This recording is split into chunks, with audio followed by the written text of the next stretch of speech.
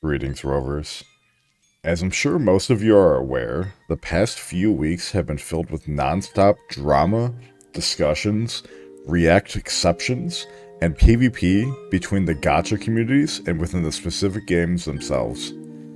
Today I'd like to take a deeper dive into the psychology and reasoning behind why the gacha space tends to attract such heavy opinions and the resulting drama. For our examples today, we are going to specifically be discussing the vitriol between the Wuthering Waves, also known as the Kurobots, and the Genshin Impact, also known as the Hoyoshills, communities. So let's start with the most obvious reasoning. Tribalism is an innate human condition that can be traced back to the very first humans. People who take this form of tribalism too far merely lack a sense of identity and purpose in their real life, so they cling to these predatory games and make it their entire personality. I mean, have you even seen some of these fan Twitter accounts of Genshin characters? It's so incredibly cringe. These specific games give them a sense of belonging in the world, and are able to create bonds with like-minded weirdos thanks to the anonymity of the internet. This usually results in these individuals, intentionally or unintentionally, creating echo chambers around them. And anything outside of what they enjoy is just outright bad to them. Obviously, this is an extreme take to those sound of mind, but to the terminally online children, this is the unfortunate norm. So let's discuss another uncomfortable topic. The average age of gacha players is extremely low. One prominent 2023 study found that 33% of players were between the ages of 18 and 21, 10% were under 18, and 74% are in their 20s. The study also identified the average gacha game player as lonely or with very few friends and is emotionally vulnerable. It's no secret that Genshin Impact was arguably the first normie gacha that basically put the genre into the mainstream light, which deduces us to believe a significant majority of the player base of Genshin are on the younger end. This is mostly conjecture, as ultimately we will never get the true data due to many different factors, but if it walks like a duck, quacks like a duck, it's probably a duck. Alright, so how did Genshin attract such a young fan base? There's a few reasonings behind this personally, I believe. The barrier of entry is one of them. When we think of a game that has the most childish audience, I'm sure most of us would think Fortnite, right? Games being free to play naturally draws a younger audience to these games. A 2011 article which used consumer spending data across 1.4 billion sessions suggested that younger players are the primary users of freemium games, and the ages of 25 to 34 group funds these games. Combining that thought into the happy-go-lucky atmosphere of Genshin, obviously can't speak to the game after the first initial few hours just because I couldn't bear to get through it, but it's very obviously attempting to attract a younger audience. With Paimon basically acting as a Boots the Monkey from Dora the Explorer, who is used as a literary device to dumb things down and explain what's happening on the screen. This literary device is mainly used for those who have small attention spans. Getting back to the main point of the discussion, these gacha games prey on the young, impressionable, or lonely players. There's a reason why most of these games have a bland, silent protagonist. It's so the player can self-insert themselves into the world where they are interacting and befriending these gorgeous and handsome characters. Personally, I believe Genshin is the main and prime example of this.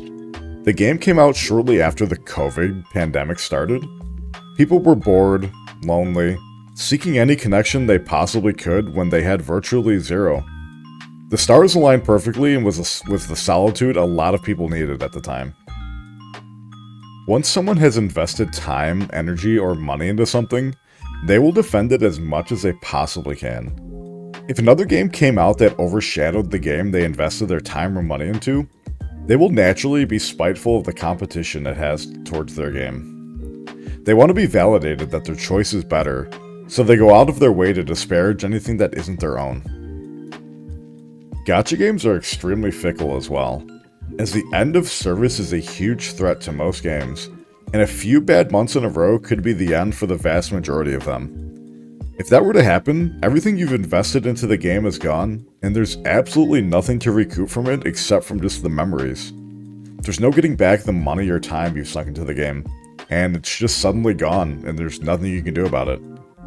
To a lot of people, this is a constant worry and fear. Content creators, and even myself, are generally to blame for the situation as well. It's an unfortunate reality, but drama and vitriol gets clicks and views.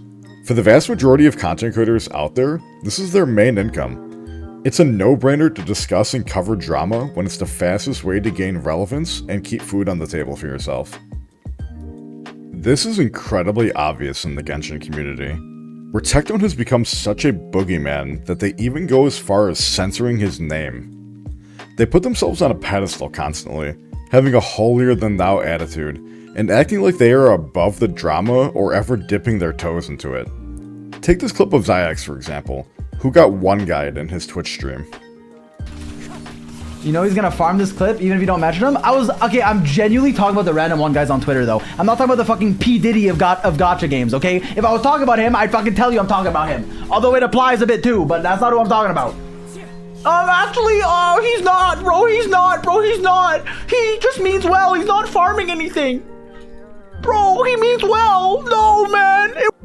These are the same creators that will constantly cry about others farming drama or profiting off of it. Yet when opportunity arises, they can't but help themselves to insert themselves into it. If they dislike drama so much, why are they constantly getting baited into it? Everyone and their mother knows at this point that Tectone is the king of rage baiting in the gacha space.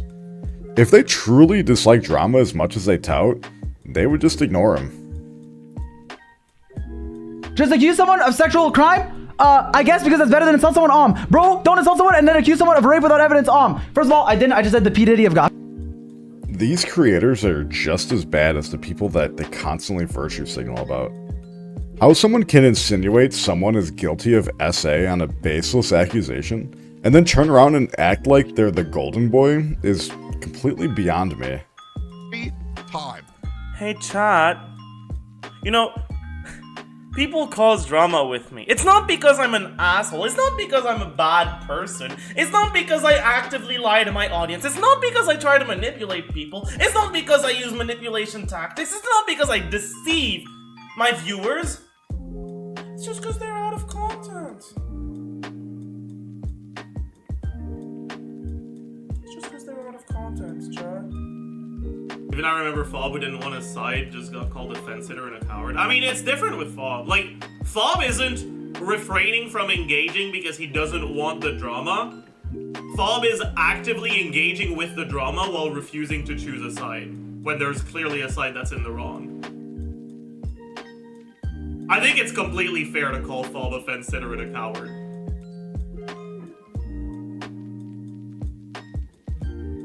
Like, I'm not on bad terms with Fob, but like, I don't think we could be friends. Like, the way he acts and reacts in those kinds of situations, it makes me see, like, yeah, no, he doesn't give a shit if something bad happens to someone, as long as that someone isn't him.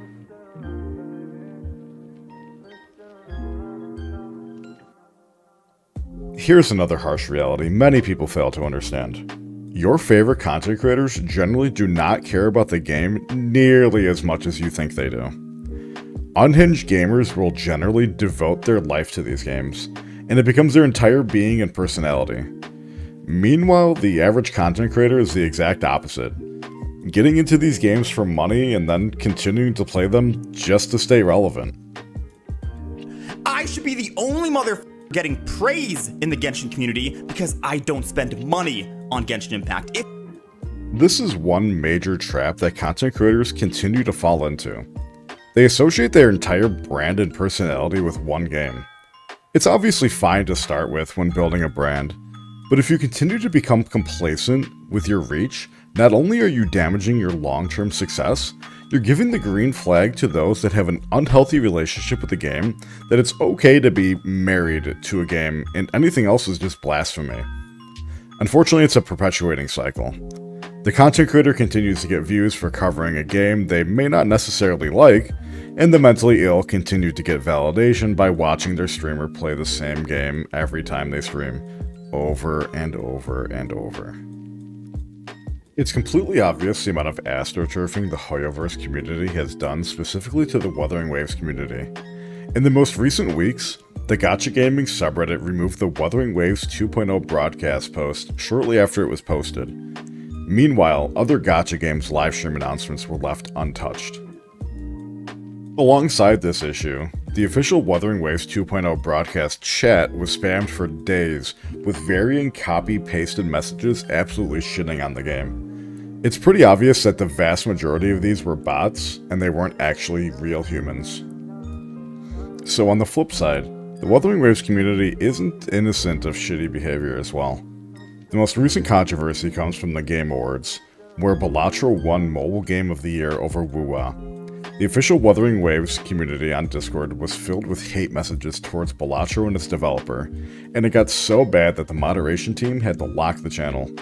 The discourse was exactly the same over on Twitter. Passion, investment, and mental illness simply drive the community to constantly be at odds with each other, and the content creators simply continue to perpetuate the narrative. At the end of the day, nothing will change. Coke and Pepsi, Pokemon and Digimon, Android and iPhone. Rivalries will continue to exist just due to human nature. But, come on, let's be real. At the end of the day, all these gacha games are just dog shit slop. Did you know I'm live right now on twitch.tv/LOLshinya? Feel free to drop by and say hi. If you've made it this far in the video, I sincerely appreciate you. To those that have been waiting for me to return, 2025 you're going to be seeing a lot more of me. Feel free to join my Discord at discord.gg/LOLshinya to continue to get updates on what I'm doing. Alright, see ya.